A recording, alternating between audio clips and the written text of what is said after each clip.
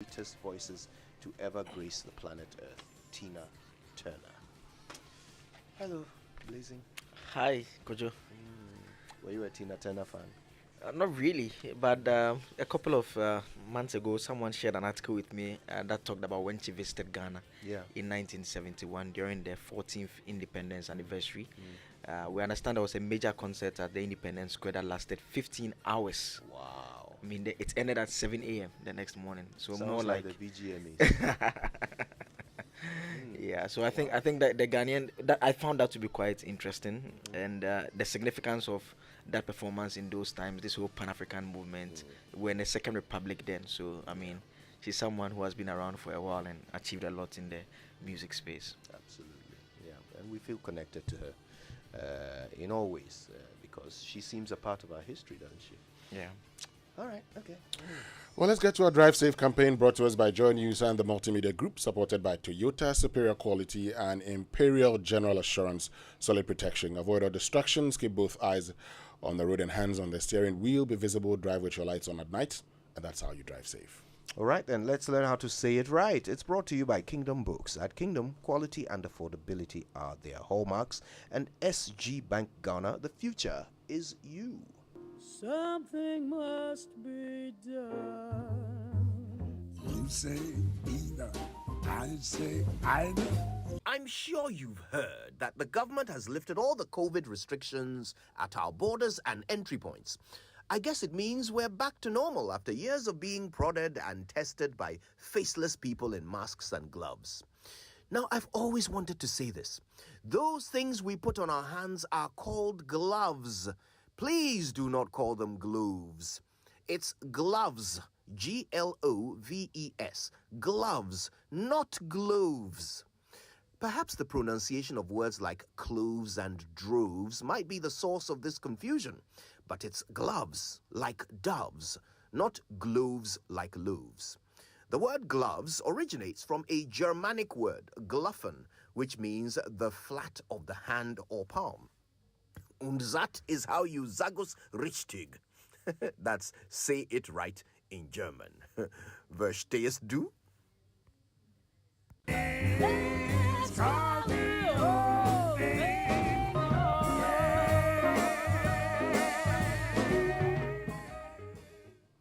When someone says verstehst du in German, do you know what it means? No idea. No. Okay. You can Google it. I thought you were gonna tell us. It means do you understand? Oh, say that again. Verstehst du? Okay, I don't understand it. You don't. Yeah, we learned German in August. All right, the news review now brought to you by First Atlantic Bank, refreshingly different. Well, let me start with the daily graphic for this morning. AU at 60, silence the guns, armed conflicts threat to AFTA. That's according to Professor Vladimir Tridanso. And so the story talks about international relations expert Professor Vladimir Tridanso, who's observed that the many conflicts in Africa are a major factor holding back trading via the African Continental Free Trade Area. He says that, look, ending these conflicts and wars in Africa and boosting intra-African trade were the only conditions that would ensure that Africa Union's unity agenda and the success of AFTA. And he references, DR Congo, the Rwandan, Burundi borders, Central African Republic, Ethiopia, Somalia, Mozambique, and some parts of West Africa where there are, lots of, armed conflicts. And so once that's the case, it becomes a challenge. He asks the question, how can you trade when, there's conflict in a particular area? Of course, there are other parts also where there are no conflicts. I know that Ghana has been taking advantage of AFTA. Some Ghanaian companies have done that. Kenya has also been, exporting into Ghana because of AFTA. But the reality is that, the Economic Community of West African States, ECOWAS, became a political tool. So has the African Union. Sadly, we set up an economic community of West African states. And all we did was to have, presidents taking turns to serve as chairman. And even the free movement of goods and services is not something that you see happening. We've seen countries closing borders, preventing others from getting there because for them it's protectionism. And the question is, what happened to free movement of goods and services? Of course, you're supposed to, in doing so, also protect your people. We've discussed common, tariffs and everything. Common currency. and even currency. We talked about, but discuss. It's one thing. We talk and talk and talk, and it's like the man who eats with his mouth. You go and find him at the same place. I thought Alan said NATO, a nation of talkers. Yes, we're a nation of talkers. Look, if there is a sentence that describes ECOWAS best, it's this: never before has so much time and effort been put into the production of nothing. Interestingly, today is African Union Day. Yeah, that's an African Union Yes, Day. it used to be a holiday, some time back, Yeah. but it's no longer a holiday. I'm sure the next generation will grow up not having any idea the significance of the day. Well, you may never know what happens if there's a change in government. Oh, as in you are foreseeing a situation where to be made a don't holiday know. again? I I don't know. doubt. I mean, doubt. look. When we had the Founders Day, a lot of things happened in Ghana. When we had Founders Day, right? Founders Day. At the time, there were conversations about having founders. Okay, not one founder. Founder apostrophe. That conversation. Now, when the NPP took office, what did they do? Yeah. They said Founders Day was going to be the 4th of August. August, yeah. And then decided that, okay, we'll still mark Kwame Nkrumah Day with what? Kwame Nkrumah Memorial Day, yeah. No problem. Then they said the Republic Day now will be Constitution Day, 7th January. Yeah. And guess what? Because of that, we didn't want to have too many holidays. We said, we'll just mark 25th. A typical example also is the Jubilee House. Kufuor named it Jubilee House. By the time he left office, it became Flagstaff House. And now Kufuor took over, it became Jubilee House again. I don't know what will happen tomorrow. I wonder whether politicians realize that all this, yo-yoing and back and forth, it just reinforces the point that there's no difference between them. That it actually makes no real difference to the progress of this country. Which of them is in power? Because this is what they are concerned about. Yeah. Meaningless and empty symbolism. Who cares whether AU Day is a holiday? In fact, I don't want it to be a holiday. Now, AU, Nara, what have they done? Inside, we should take a whole day off, remove a whole day, 24 hours of productivity to celebrate. To celebrate what? Let's get to other stories. Chief Justice Edin Yeboah retires.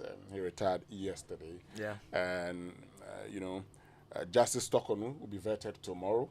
So there's a story that says ahead of vetting tomorrow, has company law sculpted Justice Gertrude Tokonu for Ghana. She was, I think, the foundation judge at the commercial court. But one that I'm sure many of you will be interested in is that mental cases increasing, and that's according to the data. Mental health cases increasing. And we are told that schizophrenia, which is a mental health disorder, is on the rise in the country, with 8,446 people presenting with a condition as of end of March this year. And from 19,000 persons who presented for help with a condition in 2020, it is now 24,000 in 2022. So that's it, for the daily graphic. Yeah, a lot of those you see, walking around on the roads with obvious mental health issues. A lot of them tend to be diagnosed with schizophrenia. Yeah. What do you think is the greatest cause of schizophrenia? If you were to guess from all the things you hear people saying. I wouldn't be able to penetrate. Might you have thought, weed? No. Okay. You don't hear people saying, "Oh, I hear that, but I smoked weed." No, I hear that, but I don't think it has Actually, anything to do with that. the psychologists and psychiatrists in Ghana, they say quite clearly that it is not. It is not the major cause of schizophrenia, but it is treatable. Most types of schizophrenia is treatable. I actually back at the university, I actually had a roommate who had schizo. Yeah, all we had to do was to make sure that he took his drugs regularly, and he was fine. I mean, but if we take our eyes off him and he misses his drugs, it becomes very problematic in a room. So we just took it upon ourselves to ensure that he took his drugs, and he was fine. Yeah. He graduated, did he? Oh yes, he's working now. I mean, he's fine. He just has to be on the medication all the time now. Yeah. Which means a lot of the people we see walking around on the roads could be treated.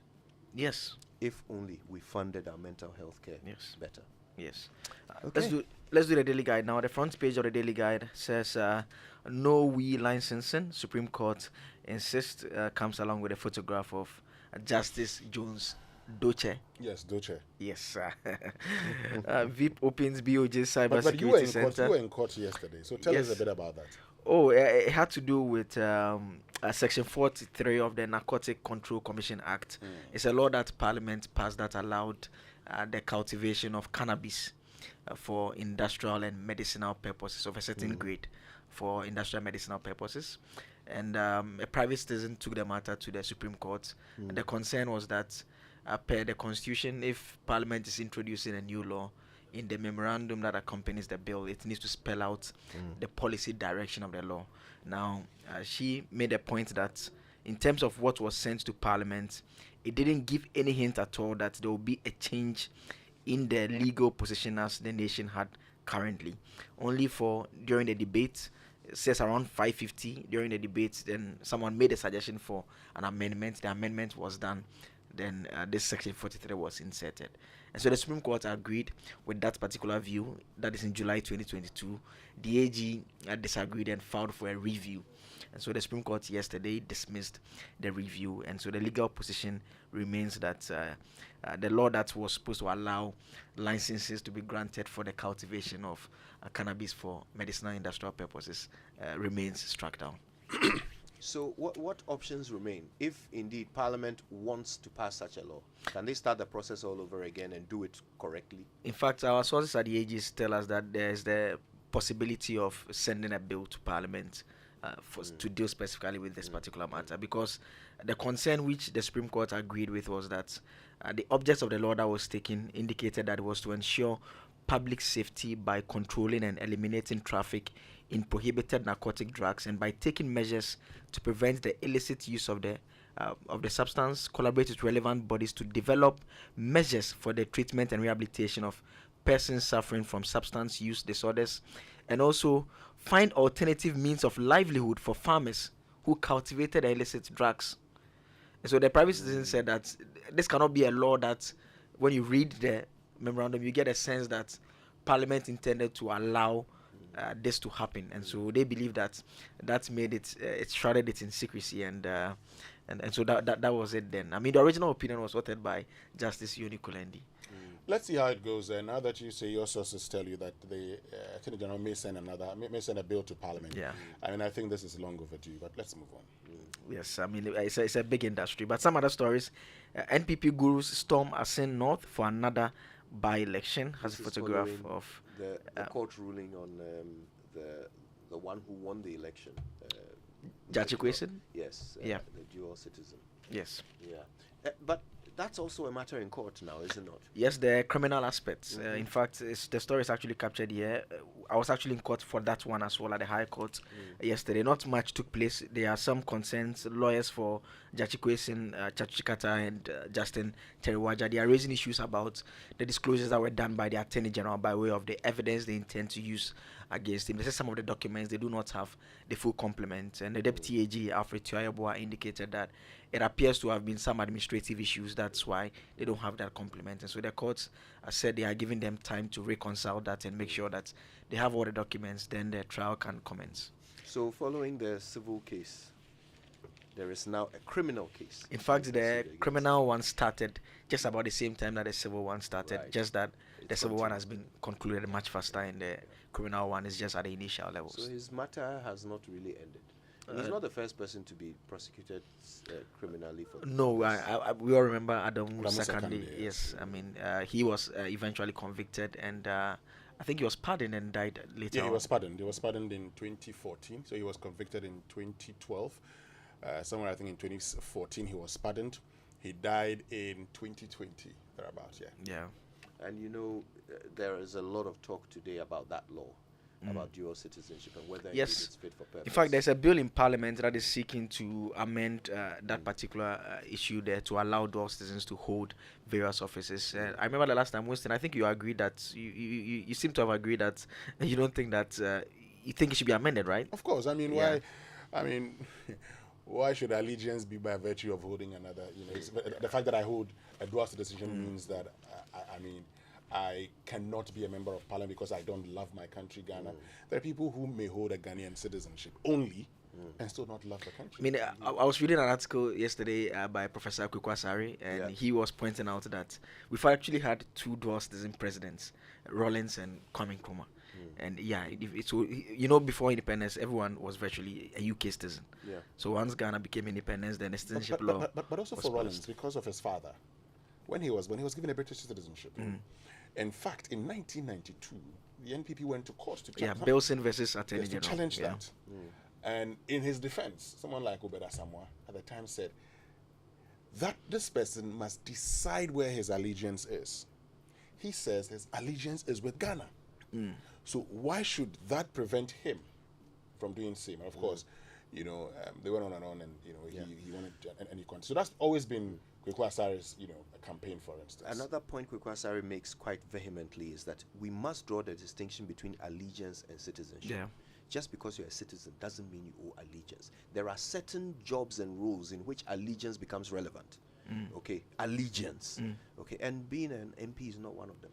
I mean, the counter argument has always been the objective metric for determining that Someone has allegiance. allegiance. That's what is very difficult to tell. That's the problem. Well, let me just finish with the business finder. It says BOG moves against cyber threats as VIB commissions robust infrastructure. IMF directs BOG to scrap supply of cheap dollars to BDCs. And Green Ghana Ministry courts Omahine's support. That's it for the fine. I'm sure we can go online now. And the online review is brought to you by Zenith Bank in your best interest, and Goyle, good energy. And Goyle, your oil marketing company of choice, keeps making life so convenient for you. Goyle now accepts Momo for all fuel purchases. Just remember to Momo it at Goyle. And that's not all. You can also use your bank card, that is all bank cards, to buy fuel at Goyle.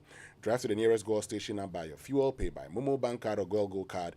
Visit Goyle social media platforms: Facebook, Goyle.official, Instagram, Goyle_GH, and on Twitter, Goyle_official. For more information on the service stations, you can conveniently use Momo. Goyle, good energy, Goyle.